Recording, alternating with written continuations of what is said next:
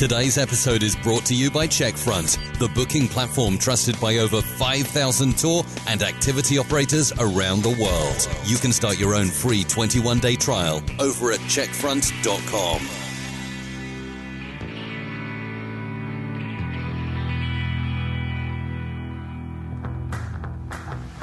Welcome to the Tourpreneur Podcast. Travel industry veteran Shane Whaley will take you on a journey with fellow tourpreneurs, sharing their tips, ideas, insights, and success stories to inspire you to make your tour business the best it can be. And now, here is your host, Shane Whaley. Hello and welcome to episode 160 of Tourpreneur, the podcast where we flatten the learning curve for tour operators and travel professionals around the world. Today, we continue our series, Blogging for Tour Operators. Today, we're talking all about everyone's favorite topic, SEO. We're joined, as always, by Dorene Wharton of TravelLifeMedia.com, and they are a tourism marketing agency. So go check out Dorene's website if you have some marketing needs. Actually, on that topic, I wanted to let you know that we're bringing you a new feature called Meet the Marketing Agency. You know, we've had Meet the OTA, we've had Meet the ResTech. We're going to do the same for marketing agency because I get a ton of email from you saying, hey, how do I approach an agency? How do I do my due diligence with an agency? How do I know they're a right fit for me? So this is what we're going to do. We're going to bring a marketing agency on the show with one of their tour operator customers. We're going to bring on a shopper, a fellow tour operator, and we've got a special guest host who's a marketing expert, and she's going to host that brand new series. Hope to launch it in October. I think you're going to love it. Anyway, let's talk to another marketing expert today, Blogging for Tour Operators, episode 160, Tourpreneur. Dorene, welcome back to episode 160 of the Tourpreneur Podcast. How are you? I'm good, Shane. As always, it's a pleasure to be back. Yeah, really enjoying this series all about blogging for tour and activity operators. What subject are we tackling this week? Well, we're getting to SEO for blog writing. SEO. So this is a fascinating topic because there's so many different theories and philosophies around SEO. So I'm really excited to hear your approach and the recommendations that you're going to share, the value bombs that you're going to share with us tourpreneurs. Okay. Yeah, it's definitely an interesting topic, no doubt about it. And it's changing all the time. That's what I find difficult about SEO. It is hard to keep up, isn't it? You know, there's all these different rules and tactics, and then Google goes into, has an update of some kind and things change. And then some people will say that one strategy works. Others will say it's a waste of time. So, Dorene, I'm excited to hear, as I say, your take on this and what your advice is on SEO for tour operators. Well, let's talk about all those Google changes. Yeah. I think the first thing to know about anything related to SEO, especially with blogging, is it's always going to be a balancing act between good content and SEO. And we always hear in the news that Google has done a core update. They've changed this. The algorithm has changed. I guess I really want to emphasize when it comes to blogging that content really is king, and good quality content is what is going to win the war. Now, there are the guys out there that want to beat the system and, do all the, keyword stuffing and all that kind of stuff. But the reality is Google is pretty darn smart. And every time they change their algorithm, they're changing things because they want to have the best authority content out there for their audience. They don't want to have someone type into Google, get an article that has not been well researched or isn't by a credible source, or they're stuffing keywords or whatever the case may be. They want to have the best quality content out there. And what Google has done is they have raters. So real people that go in and rate algorithm changes. And they set up, it's these people that set up a group of guidelines. And the acronym is EATR, which these are not ranking factors, but what these are guidelines that anybody that owns a website or is a content creator should follow. And they stand for expertise, authoritativeness, trustworthiness, and relevance. I'm not here to tell you exactly okay, I need to write exactly this way to do it. But what it means is if you're writing a blog and you happen to have a source that you took some information from, you've got to credit that source. It's not your content. Or you want to appear trustworthy in someone's eyes, having an author bar on the bottom of every blog is helpful, right? Because it says this is the person who wrote it. They've run a tour operating business for 10 years. They know what they're talking about. So as we go through this battle of SEO versus good quality of content, you will always be served by putting forward the best advice, solutions, and help to possible guests. I really love that part about the trust, because I have to say, I unfortunately have a negative trait, which is I'm very cynical. And when I search for things online, whenever I come across a blog post, a how-to on whatever, I'm always suspicious that, this person's going to recommend this product to me because they're getting the most affiliate money from it, rather than, this is a person who's really passionate about, say, podcasting. They're recommending 5 different editing tools, and they're really going to, share their expertise with you, as opposed to, most of them, I think, are just, this one costs $1,000, or I'm getting 50% commission, so that's the one I'm going to promote. And some of those Google updates, as of late, have been related to those things. So those affiliate sites that are selling all this stuff, and they have literally no description or very little reviews or anything on it, you're not going to necessarily be served a letter by Google to say, hey, you've been penalized, but they're going to discount that information that's on there. So it's not going to help you to not have credible sources in there. It could be a recipe. It could be how to cook a certain dish, and they say, I use these knives, and those knives happen to be, $900, and with a link in this. It's not like I could still make the recipe. I don't need those knives, but that's what I'm always, are they really using those knives at home, or are they just going to make a shit ton of money out of the affiliate commission? Well, and then what they need to do is linking, which is a whole big topic, is they need to qualify that link as whether it's if it's a sponsored link or not. Again, if you don't do that, it's kind of obvious to Google when you're being supported by someone or not. It's a smart system. Deliver the best quality content. That's what I can say as it relates to SEO, or just providing a good service to your readers. Yeah, and I think you can weave that in terms of the way you write. So if you're writing about tours that you lead, and you're actually reflecting on past tours and restaurants, I think people then think, this is a genuine person writing. This isn't someone who's got a recipe blog and they're just trying to make money out of the affiliate links.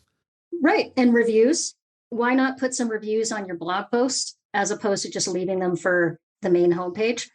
Write about what people have said and link back to the credible review. And I also like your point about expertise. I often talk about our friend Rob Patingolo at Trip Hacks DC. I always love when he writes what to pack to visit DC in November.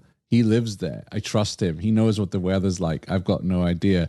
Or this is how the easy way to get around DC with public transport. He's getting that expert status because, I trust him. So it's like, okay, I need to buy that pass and use this, method of transport, whatever it may be. I think that really does generate trust and expertise. Now, the industries that you'll really notice this happening the most is in health and wellness and financial industry. So start reading some of those blogs that you've looked at before. You'll notice that they've really changed to make sure that it was a doctor that said this specifically.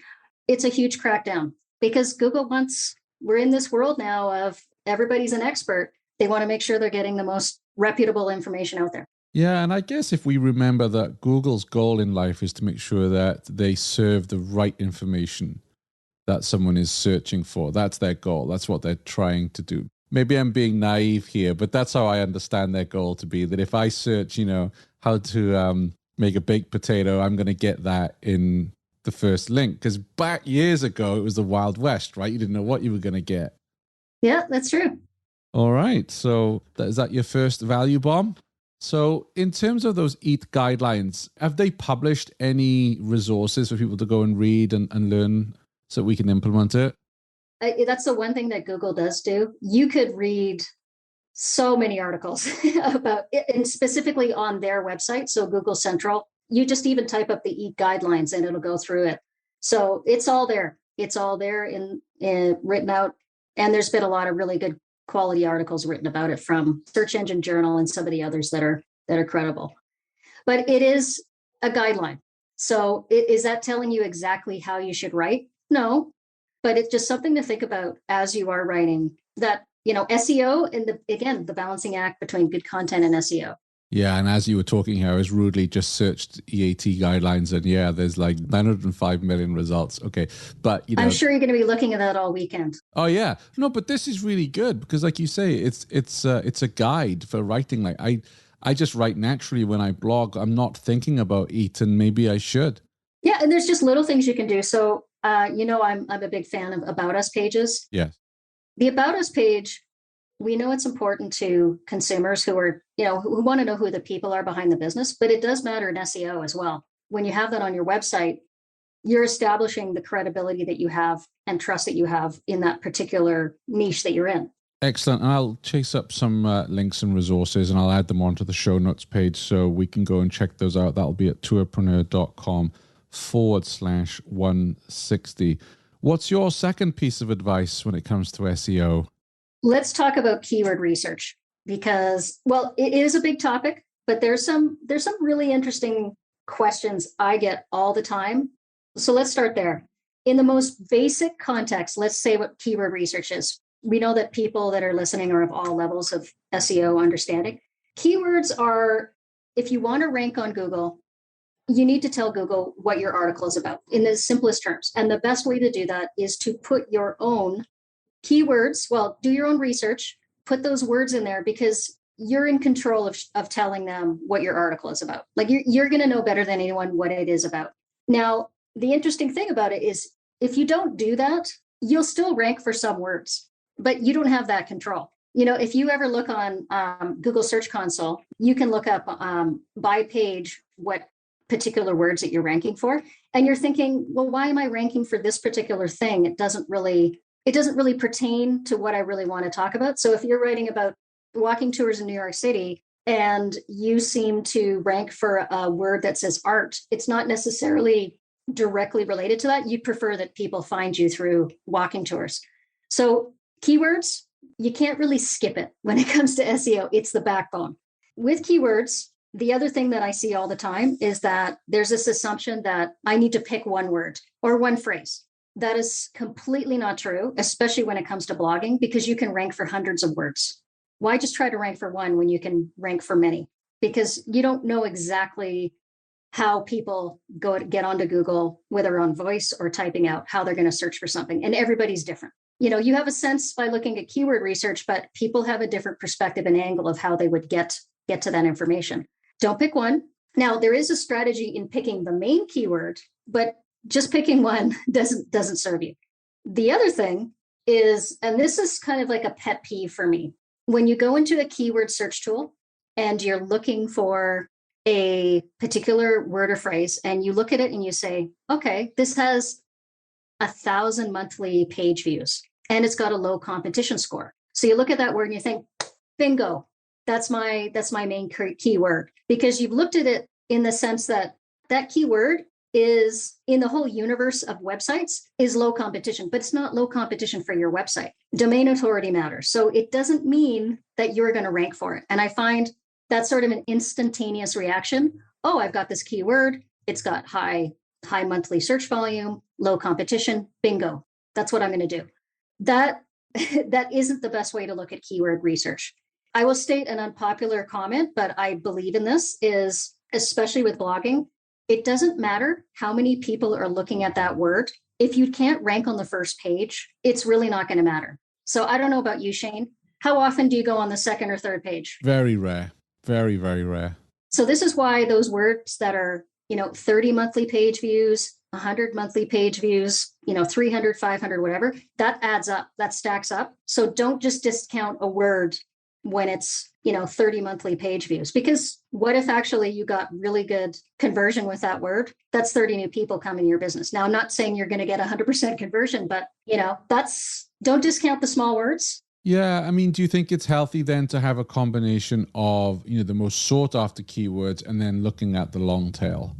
Again, depends on what your domain authority is. And this might be worth actually doing something visual in the future that we could kind of do a keyword test and show you. But just as an example, to answer your question, say you and I are we're both writing articles about, walking tours in New York City. Say you've already written yours and I'm about to write mine. And so what I do is I do my keyword research. I look at that particular phrase and I can go on the first page of Google. So this is a keyword search tool. And I can see that you're up there, your article's there. You have a domain authority of, say your domain authority is 25, and I can explain what domain authority is in a second. And then I see that you've got a lot of links that are going to that particular page. And you largely follow SEO rules. I could see that you've got a keyword in the title, in the URL, etc. With your domain authority of 25-ish, say my domain authority is 40. I look at that and I think, okay, well, he's used that word. And domain authority is a measure by Moz, which basically is going to judge how likely a domain has ability to rank to something. So if my domain is 40, I might have a better chance of ranking for that particular keyword than that article than you will, because I've got a stronger website. Now, is it a perfect, I'm going to definitely do that? I have a higher probability of doing that because I've got a stronger website. I notice that you have a few links, but not that many. So I might gamble on using that word. So that's a rudimentary example of how you can look at it in terms of ranking. But then say your website, you didn't use different words. You just used kind of one keyword and you didn't use a bunch of other secondary words. Again, if I load up my article with some related words that relate to that specifically, I might actually be able to rank higher. Does that as an example kind of make sense? It does. And I know we're going to get on to Yoast and those tools in a moment, because that's very often what I struggle with, even here at Tourpreneur, when I'm putting a podcast episode out or a blog. It's here are the main keywords. How do I then put in supplementary keywords as well? So I'm excited to kind of find out more about that. A good example of that is, I rarely write anything anymore with the keywords tour operator podcast, because I've been around for 3 years. I'm ranked number 1 for that, because quite frankly, there's very few tour operator podcasts out there, especially those that are still broadcasting today. However, I really would like to rank for how to start a tour business, because if somebody types that in, then Tourpreneur is ideal for them. That's somebody who should be listening to the show. And that's far more competitive. And when I go into that, I see that 1, 2, 3, 4, 5, I'm 6th. Damn you, Trip School. Damn you, Check Front, ahead of me. And actually, the reason I bring it up is the actual post that comes up is how to start a walking tour business with no tour experience. So that was well over a year ago that we recorded that episode. So obviously, Google is looking at, how to start a business, but they've actually used the how to start a walking tour business, and they've ranked that higher than any other episode. So maybe the fact that I had the walking in front of tour business helped in my case. Yeah, it could have.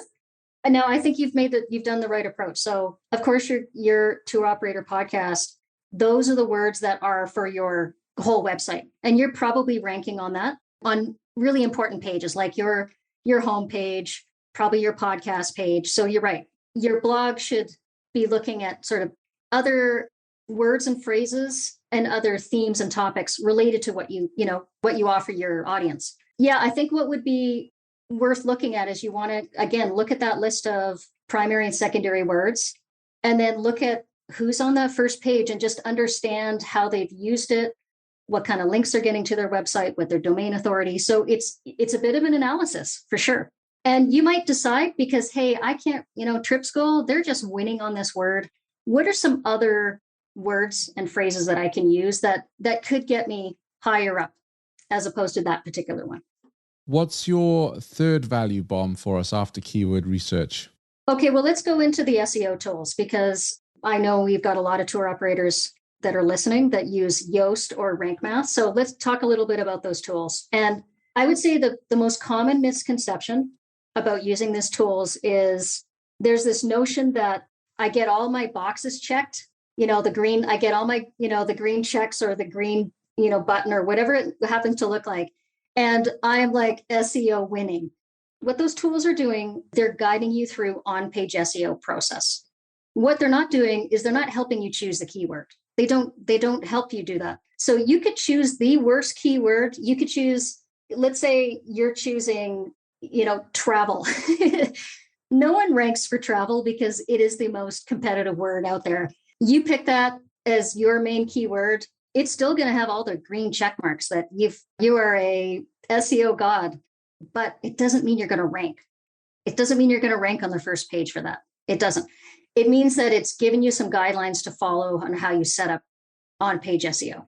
That is notoriously the number one thing I see is, okay, well, but I do great on Yoast. What's my problem? Well, let's go back and see what other things you're doing. And SEO just doesn't mean you win on-page. There's on-site SEO, there's off-site SEO, there's other aspects. So it's just one aspect.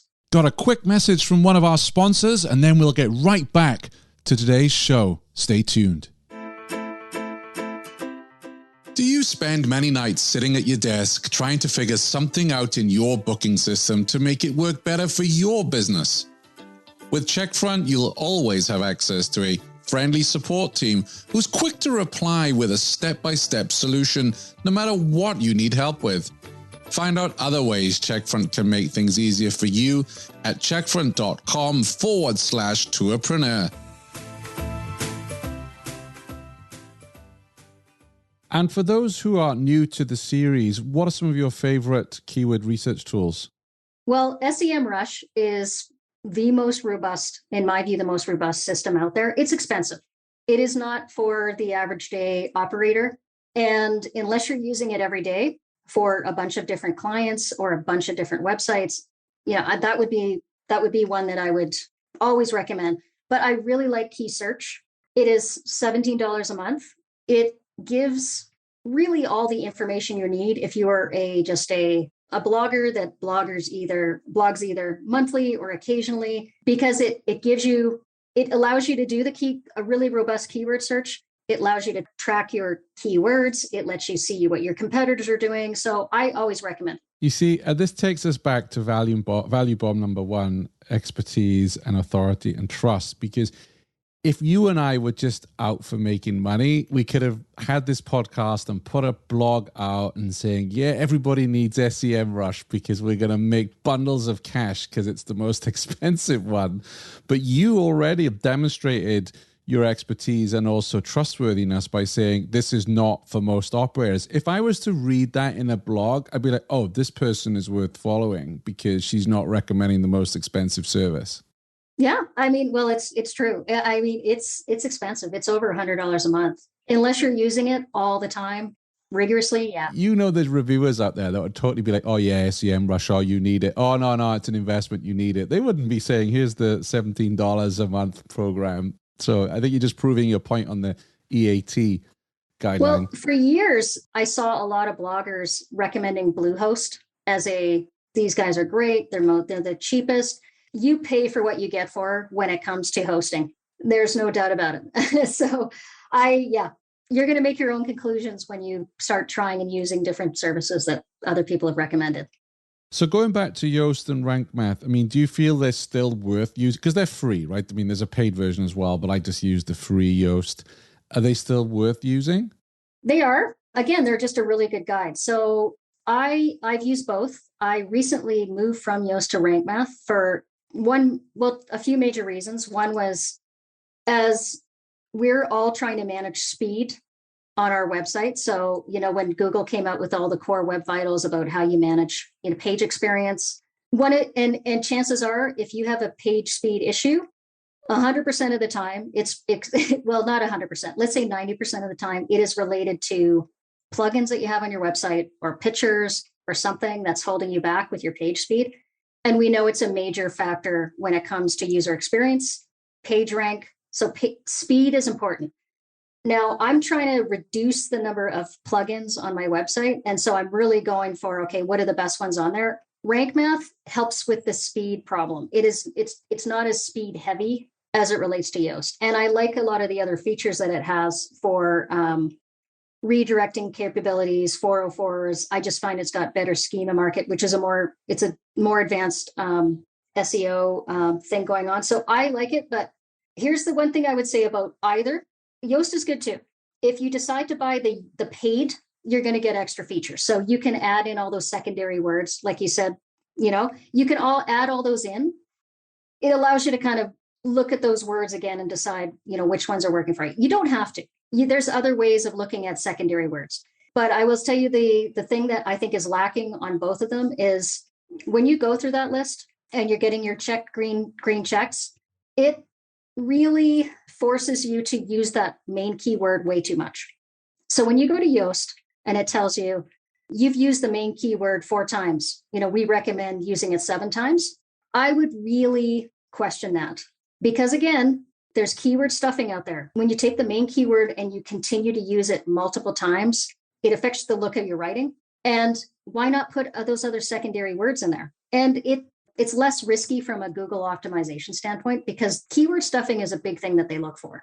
So that's the one thing I would say is a drawback on both of those is, when it's telling you to use it more times, go back to your secondary keyword list that you've developed and put those ones in instead. I've never thought of it that way because I'm always cheering when I get the green light. So, but of course, it's not recommending. Well, it's okay. Yeah, but it's not recommending the right keywords for me. So that's when I have to. It's not a keyword tool. Yeah, and that's the thing. Yeah, it's an on-page optimization tool. It's not a keyword tool. Yeah, and I think we fall into the trap of thinking it is. What is your 4th value bomb for us today? Well, let's just talk about a few really good things you can have on blogs. Use your main keyword in your title, your URL, and your meta description. Always. I see people saying, hey, I get on-page SEO, but when you don't include it in the URL, you don't put it in the meta description, it just, can I tell you how much how important is that to SEO? I don't know exactly, but it is something that I've seen from years of practicing it, and people that I follow in the industry who do a good job is that title, URL, meta description, like really try to have that keyword in there. Yes, Yoast will tell you should have it at the very front of your sentence. It just doesn't always work. If you have a main keyword of walking tours, it doesn't always work that you put it at the very front of a title, but you strive to do that. The other one is pictures. Let's talk about pictures because pictures not only will slow the speed of your website, but having good picture management is going to help you in the long run as it relates to SEO. So there's 3 things you want to think about when you're adding pictures to your blog post. Number 1, name the picture before you put it on. You took a WhatsApp picture, from your WhatsApp account, and it's got the little string of like WhatsApp 1, 2, 3, 4, 5. Change the name of your picture before you put it on your website to something that is relevant for the picture. Anything that you can do to help Google figure out what your information and your pictures are all about is going to help immensely. The second thing is the sizing of your picture. So back to hey, Google, they're looking at page performance and website performance. Sizing of pictures is going to be one of the biggest challenges you're going to have as it relates to not only speed of your website, but just overall SEO strategies. And I know there's a lot of photographers out there and they're going to say, but no, my pictures, you're sacrificing the good quality pictures. The rule of thumb is that your picture should be around between 100. Well, there's different articles out there that say different things, but generally I've seen on average 100 kilobytes to 200 kilobytes. That is it. It's not much. It is not much, but I've seen good quality websites that have really good pictures that they make that happen. And so it's possible. There are plugins that you can reduce the size even after it's loaded onto your website, or you can use Photoshop and reduce it as well and try to manage it yourself. But honestly, that's one of the most important things that you can do is control the size of your pictures.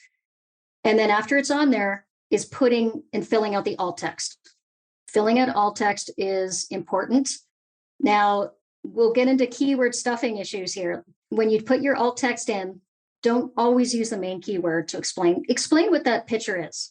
Explain it. Now, yes, there are some cases you're going to use the main keyword, put in some secondary words, do that kind of thing. But picture management would be one of the best things you can do for SEO when it comes to on-page. That's really good advice. I often get lazy with the alt tags on images because I think, does this actually do anything really? And I guess I should go back and make sure I've added them. Now, again, can I tell you it's going to improve your website by X? I can't tell you that. Is Google, do they open up the Google Bible and tell us exactly how everything works? But just from everything I've seen, spent time reading and working on It has a bearing. As to how much, I can't tell you. What about titles? Because I did read somewhere that you shouldn't have more than one H1 title on a blog post. That's true. That's true. So H1, it's called different things too. It's called title tag, titles, whatever. So titles, and they are, Google has affirmed it is a major ranking factor, your title. It's extremely important. It's extremely important to get that right. If you can nail a great title for your blogs, and for your pages as well, that's going to really, really help you. It often takes me longer to come up with the title than it does sometimes to produce the blog post. Because even if you think, if we were to write up this episode for those heathens that don't listen to podcasts, we could have like 30 or 40 different titles, considering what you've just been talking about, whether it's eat, whether it's, why Yoast may not be right for you or whatever. There's 30 to 50 titles we could easily come up with. And it's, okay, well, which one do I want to rank for? Which one is going to resonate? That's the head scratcher for me. Yeah, it always will be, right? And that's the battle we all go through. It's like you want to press publish and like, I'm not sure. I'm going to try. Now, in future episodes, we're going to talk about updating your content. So we can touch on that topic. What do you do after you've published something and you realize, hey, this isn't really, I want to change the title. I want to do this. So we can touch on that in more depth. But yeah, it's difficult. It's difficult to find a title, but you just got to go with, you do your research, you have your methodology, and you just go for it. You got to go for it, or you're just never going to press publish. Yeah, and it's that constant question in my mind. So for instance, if I go back to the how to start a tour business, so if you put that in, it's okay, what titles are coming up? I've got one here, how to start a tour company with almost no money, how to start a tour operator business, how to start a tour company in a few easy steps. Already it's like, should I put tour operator business or tour company, or tour operator company? And also here, I like that how to start. Good job, WPAmelia.com, who has how to start a tour company in a few easy steps. That's quite a nice title. So I guess my dilemma is always, okay, do I write a title based on what I think is going to rank with Google, or more on the copywriting side of things, where here, most of these articles are probably going to say the same thing, but I'm going to click on one either because it's in first spot or because it has a more intriguing title, a more enticing title. And that's something that you'll notice that very often I will have the title for the podcast episode on the website may be different than what you see in your podcast app, because my feeling is you're already subscribed to my app, to my show through the app. So I want to be a bit more, giving it more sizzle in that title than maybe I am on the website, because I want it to rank for Google. It's the constant battle. The most important thing would be you start brainstorming, right? You start writing titles. Brainstorm first.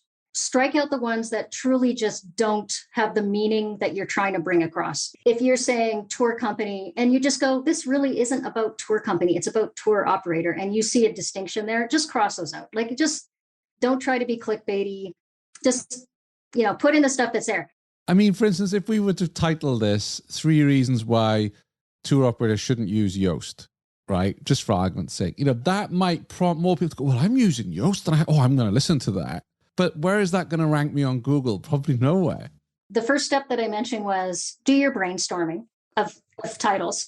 The second thing I would do, go do your research. So go look who's on the first page of Google, do your keyword research, get a sense of what kind of volume is out there, what kind of other secondary words you can do. You got to do those 2 steps first.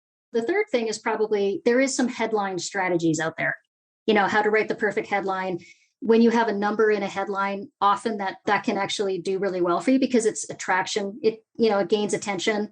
So you got to combine all those things, and then you got to make a decision. And so you got to combine a bit of the science of SEO with your gut as it relates to the message that you're trying to bring across. Yeah, it was interesting. I was looking at one of our listeners' sites, so Brian at crawlneworleans.com, and I was looking at his blog, which is crawlneworleans.com/blog. I was looking at some of his titles, and, he has, and I'm not being critical here, Brian, the first blog post is things to do in New Orleans 2021. And then I went and searched for that and couldn't find his blog post anywhere, because clearly that is extremely competitive.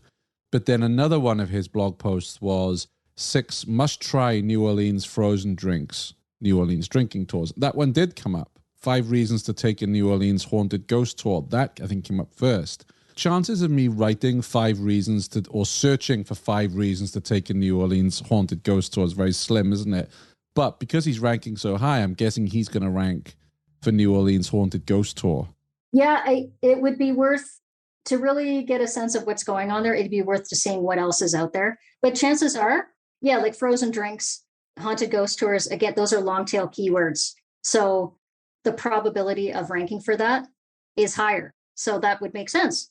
And I guess the challenge is, I've just done this myself because I'm going to London. I just went into Google and I put things to do in London. But then what happened was, it just brings back, it's so broad that I then went back and narrowed it down to Indian food tour of London. Guess who was on the top of that list of things to do in London? TripAdvisor, Booking.com, all those big guys. You're never going to beat them. Exactly. You're never going to beat them. Yeah, absolutely. So I like what Brian has done here, where he's got the frozen drinks as part of his drinking tours and reasons to take a New Orleans haunted ghost tour. Here's one thing to mention related to that. So I know we're talking about this is a specific podcast about SEO, but there will be articles that you're not going to care if you rank for them or not. You just want to write them because they're important to you. They're important for the purpose of your business. Just do it. People that care about those things are going to find you through that. There's going to be people that are going to be searching your website looking for things, and they stumble upon that article about that. Those are the comments that you get from people saying, oh, I read this article about your background and what something that you faced about this. Those things are important. Don't discount those based on this conversation we're having about SEO, because I still will always say it is a balancing act between good content, what you believe in, your purpose, SEO, like those things matter. So don't just, you can't just go the SEO route. You just can't go the content route. You got to kind of look at it holistically and then make a decision from there. Yeah. And I would also say that, priorities first. Make sure that your tour descriptions are spot on. We've talked about this before.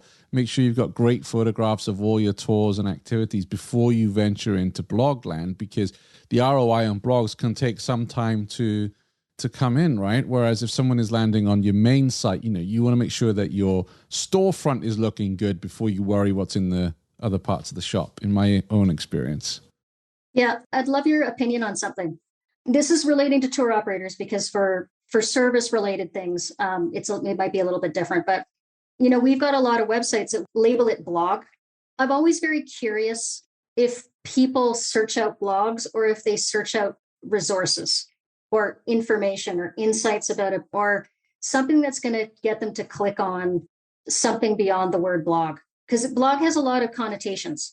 I'm just curious what your views are on that. I think my views have evolved and changed. I said if we were having this conversation maybe even 5 years ago, I'd be like, oh yeah, all about the blog. Now I think the word blog could put people off, because what I'm noticing is people online don't want to read lots of content. They want it bite size. And I think the word blog can conjure up, oh, I don't have time to read a 2,000 word blog. I just want to know how to bake a potato in the oven, or whatever it may be that they're looking for.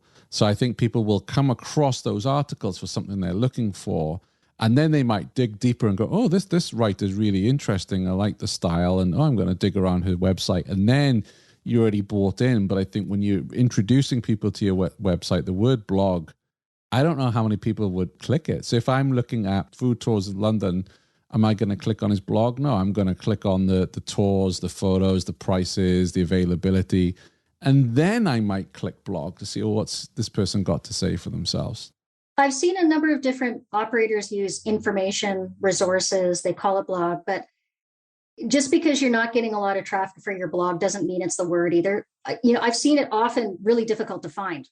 So it's a question that I don't have an answer for. I'm just curious what, your thoughts are, because it's an interesting one. It is, but I think it's a good habit to get into because it keeps your site fresh. We know that Google likes fresh, updated content, because if your tours aren't changing or they only change once a year, you're not really having much to add to the site. Although maybe there's some new photos, but with a blog, if you were to add a weekly or a monthly blog, my understanding is Google likes that, likes the fresh, updated content. It can see that your site is modern and recent and current. So again, there's all these other benefits that I think will help the website rank. Yeah. And I was referring just to the title of what that is, but we're also talking about just people that are already on your website, because people will find you through a particular blog post that you have on the internet. People are coming through multiple ways. I wonder if maybe we can brainstorm this for a future episode, or on our Facebook group. If you've got a suggestion, let us know. What are some other words we can use instead of blog that could encourage people to click that link and then read the blog posts? Yeah, when people are already on your site. I just think the word blog today, it's like you've got to be really invested and interested in that topic before you click blog. I'm the opposite. When I'm writing blog posts now, I want people to find my blog post, to read it, and then go, oh, wow, this guy's got a podcast. I need to check that out. That's the reason I'm writing that blog, because it's easier to rank a blog post than it is a podcast episode. So on the bottom, your call to action, you've got it going to the podcast. Yes. And I can do better on that. There's more call to action I can do. I was just actually on a guy's website, a blog, and he has a podcast, and it came up, take a preview of our podcast. I was like, oh, that's a cool idea. Because so many people land on our site and don't realize there's an accompanying podcast. Yeah, or you could also just even put a quote from the podcast and say, in our recent podcast interview, you could put it and you could click to the page. Oh, if only there was 30 hours in a day, I could. But no, you're right. And I say this because it's the same for tour operators. If someone stumbles, they're just looking for information on a landmark, they read your blog and they think, oh, wow, this person offers tours. Oh, if I go to London, I'm definitely want to get a tour with this lady. She seems fun and she knows her stuff. And I think that's also another benefit of writing blog posts. You're keeping it current and alive. So Shane, to reduce the overwhelm for that comment, I would say to you, just go back to your high performing blog posts and see what you can do to optimize and put more sort of podcast related information in there. And then just, take your top 3. And then you feel like, okay, I've done something to accomplish that goal of getting more people to the podcast. Absolutely. No, it's a very good suggestion. So your 5th value bomb. Let's talk about the big topic of links, but I'll make this one short. And what I've done to help is I've put together an SEO blog checklist, a pretty big and in-depth list to help people guide them through some on-page SEO. But let's talk about internal linking. When you're writing that blog post and you decide, okay, I need to put some, not everybody know this, but putting both internal and external links on a blog post is very helpful. So an internal link, of course, would be your own post of something else that's related to it. And the reason why you would do that is because you want to guide people to other content of yours, and hopefully they'll click on it. Not everybody does, but hopefully they will. And the secondary reason is internal linking is what we call on-site SEO, is very helpful because you're connecting major pieces of information to each other. You're building a system here. Your website is a system.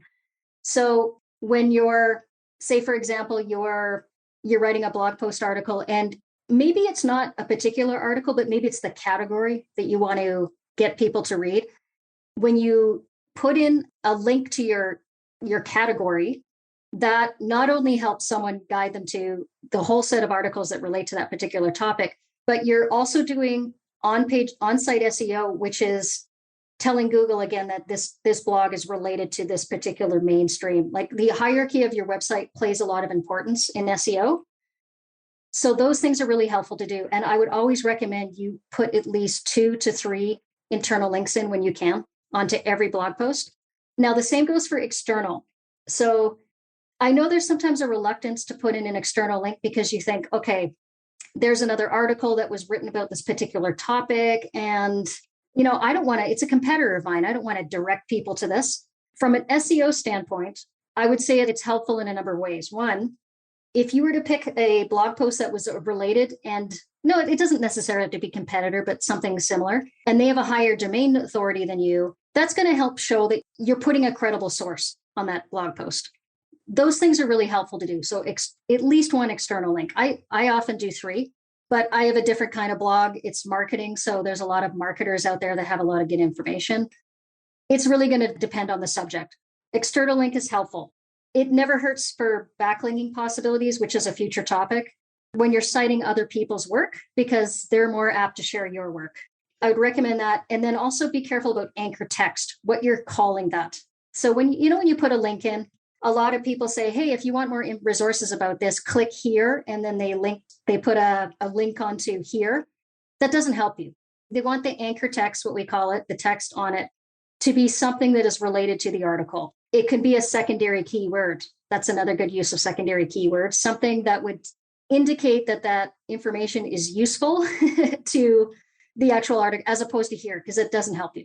So it's not about just guiding people to good information. There's also the interweb on-site SEO that's helpful with a good anchor text. That's a really good tip. I know I'm guilty of that myself, often just linking to the here and not coming up with a secondary keyword. I've learned from other people to say, hey, this doesn't help you. Why do you do this? Okay, I'll change it. Yeah. I don't know. Sometimes I stupidly think, oh, Google might like my blog posted because I'm not doing the anchor text thing with keywords. They might like that I'm just putting here. They can see I'm not trying to game it. But I think, again, I'm being naive. Yeah, what I would say is don't go and take your main keyword and just insert it in every anchor text with every link. Don't do that. Absolutely. So you said you've created a checklist? I have. Where can we find that, Dorene? I'm just putting the finishing touches on it. So I'm going to send Shane, I'll send you the link so you can put it in the show notes. Fantastic. And then you can go through all the steps that I've mentioned, but also quite a few others that will help guide you through on-page SEO with a little bit more detail than what your Yoast and your rank math guide do for you. Brilliant. I know that we will all love to get a copy of that because we all need help with this, especially those that have just been relying on Yoast. What are we talking about next? What's the next topic in our Blogging for Tour Operator series? I believe the next one we were going to be talking about why you should update your blogs and how to evaluate blog performance. Exciting. Is it exciting? Well, it is, because it's something I never do. I write the blog and I move on. I don't, because I'm not a tour operator, maybe that would be different. But, I publish the blog, I move on. Maybe if I see it come up in my analytics, I'll go back and look at it. And particularly if it's ranking high and say, what was it about this? But it's not something I'm kind of write it and move on. So it is exciting. Okay. It'll be a good topic then. Dorene, where can people find your website? If people want to work with you one-to-one because they're like, I don't want to do all of this stuff myself. I haven't got time for this. I want to work with a professional. Where can they find you? You can find me at travellifemedia.com. I also hang out on the Tourpreneur Facebook page. You can always, find me there. And you can go to another Facebook group which is just for marketing, which is called Tourism Marketing That Works. You can also find me there. I will add all those links to the website because you've just told me it's really good to link to other good resource websites, right? There you go. That's it in practice. Marvelous. Well, you can find all the show notes for today at tourpreneur.com/160. Dorene, thanks a million. You've just given us an hour of your time once again, sharing your knowledge with all of us in Tourpreneur land that, really want to improve our ranking and our SEO and, just make the blogs worthwhile. It takes a lot of time to put these together and we want to see some kind of ROI on it. So thank you for sharing your knowledge with us. You're welcome.